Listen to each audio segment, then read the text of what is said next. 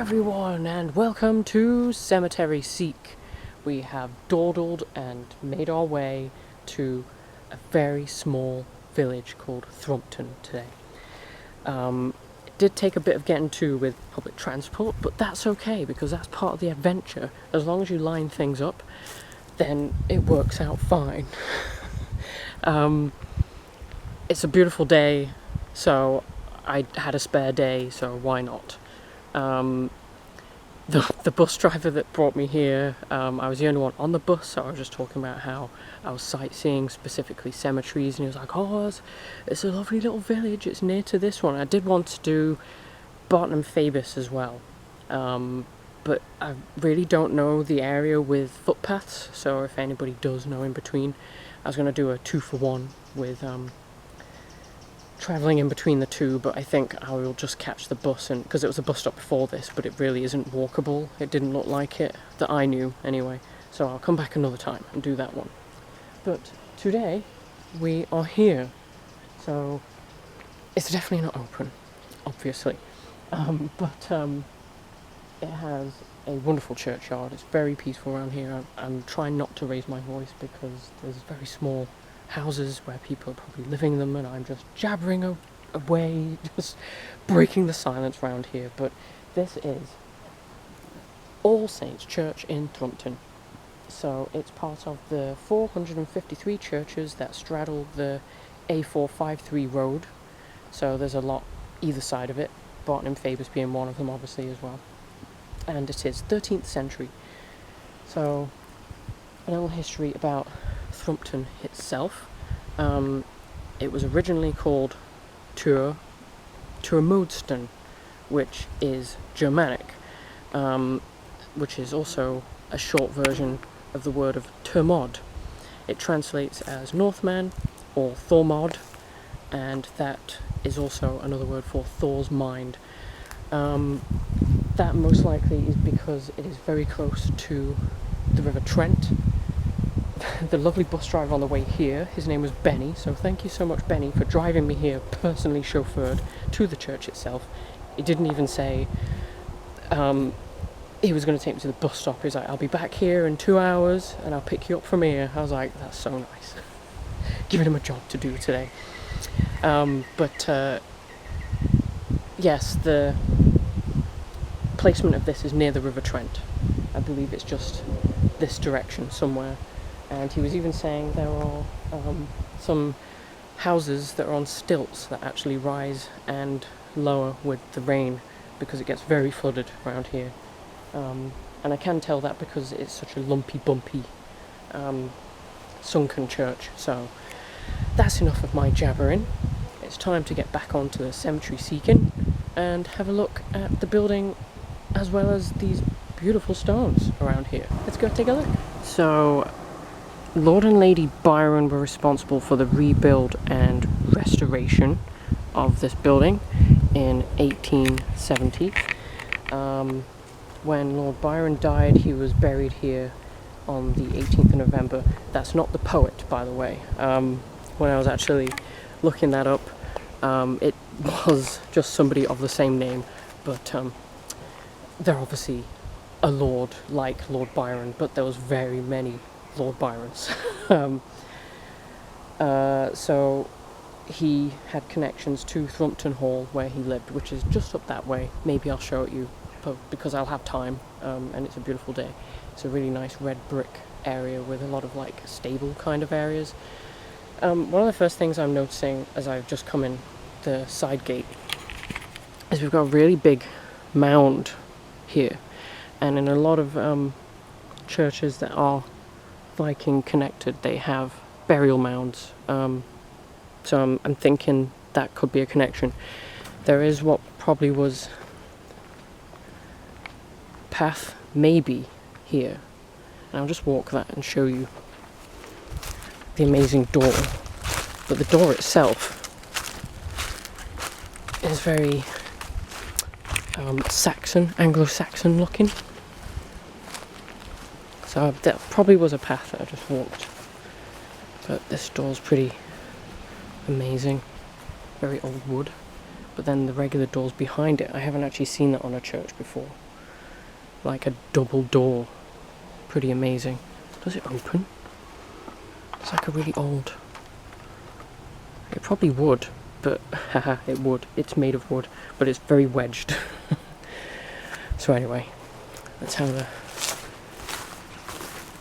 look around this side. My favourite time of year, because it's turning into autumn and it's not sweaty summer anymore. I can't stand the summer. Here we go, so it's a bit more modern here, but that person's house, there is no gate. They literally have a little path going through into the graveyard. Stunning Celtic cross there with some roses growing on, and a line of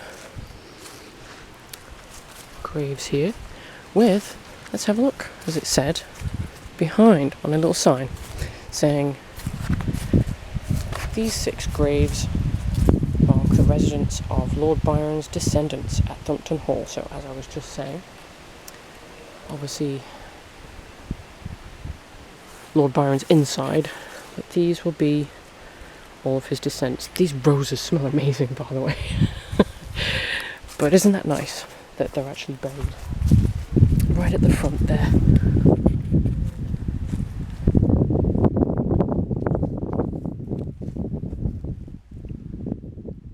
Moving around the side here, this looks like a font.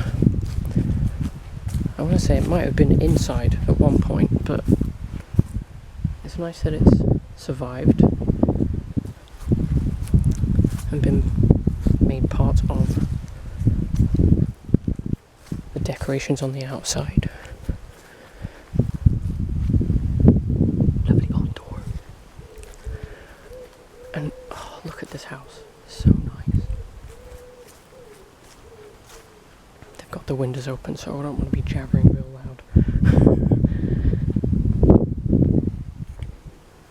Secret door leading underneath to some catacombs, probably, that I can't get to. But this was one thing that I really, really wanted to show. The woman's closing her window because she's pissed off with me talking loudly, obviously. But here we go. It is a monument to those lost in the war, those that lived in Thrumpton. So lifelike. Just looks like he's sleeping. So we've got a Gibraltar regiment. I can't tell with that one, but some of the names are Carbin, Oversham and Whitby, in case that's helpful to anybody. If ye suffer for righteousness' sake, happy are ye. Oh.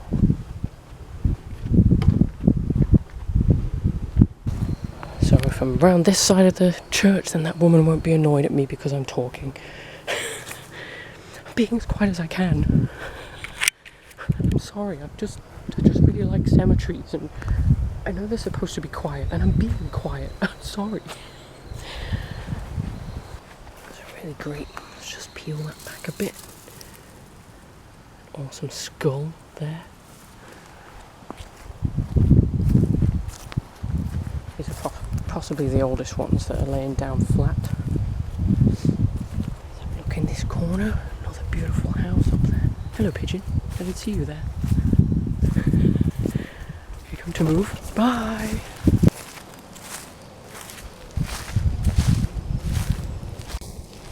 Somebody in their house is watching me over there. I don't look threatening, everyone. I'm just wearing a t-shirt that says "toe fueled." I'm a vegan. I'm not gonna murder you, I swear. I really promise that I'm a nice person.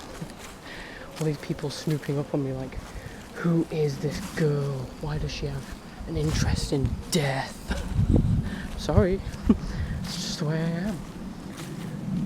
Anyway, I think that's a roundup of the majority of the graves and the history.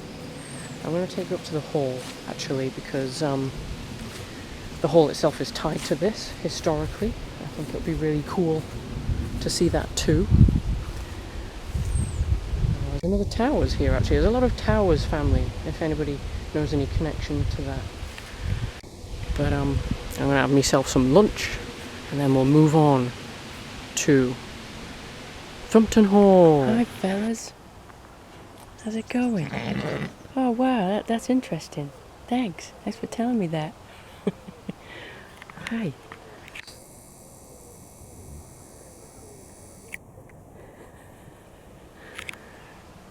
How's it going, peeps? Anyway, that's somebody's personal sheepies. We are here at the hall.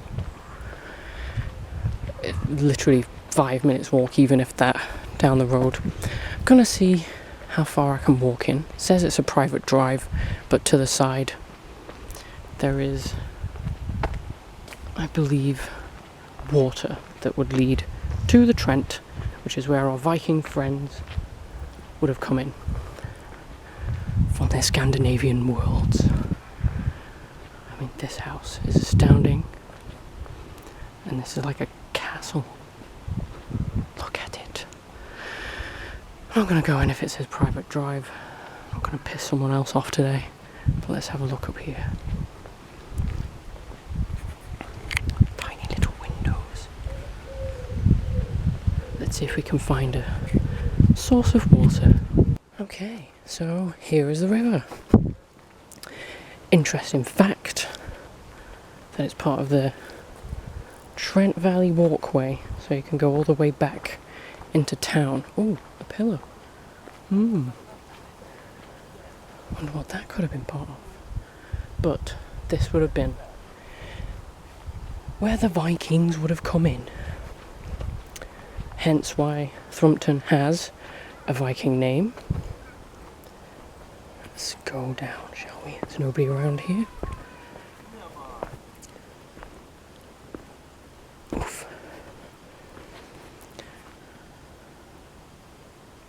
It's very peaceful, but very strong current. Obviously you can see that it's very wide and big enough for boats, so that's why we would have had the Viking chaps come down here. This little boardwalk. The only way to get to the other side is by walking into town, because I've tried to do it before, hailing from the Attenborough lands. I've always been intrigued by Barton and Fabus and Thrumpton because they are opposite where I hail from. So I can see it across the river and I'll be like, why isn't there a way to get over? But I've actually made it to the other side of the river. Barton and Fabus is directly opposite Attenborough, and I will do that another day.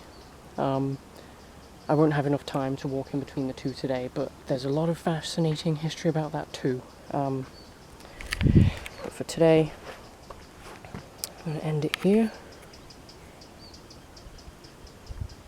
This peaceful waterway. Hope everybody's staying safe. Till next time, everybody.